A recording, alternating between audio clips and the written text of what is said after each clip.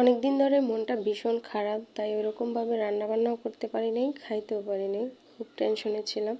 তো আজকে রান্না করতেছি, ভাবলাম তোমাদের সাথে একটু শেয়ার করি। তো রান্না করলাম ভাত, এখন বসালাম লাল শাক আর হচ্ছে আলু ভর্তা।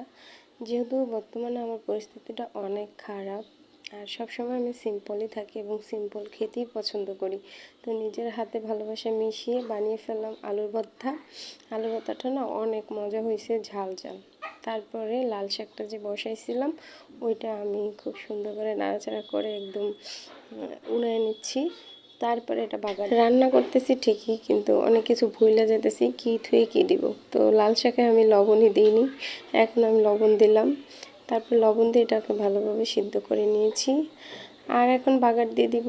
তো কড়াইতে আমি ফোড়নের জন্য পেঁয়াজ কুচি আর তেল দিয়ে এটাকে বেরেস্তা করে নিলাম। তো এই তো লাল লাল হয়ে গেছে। এখন সংসারে কাজকর্ম একা একা করতে হয়। বাচ্চাটা কান্না করতেছিল, ওকে একটু আগে ঠান্ডা করে নিলাম, তারপর আবার চলে আসলাম রান্না করতে।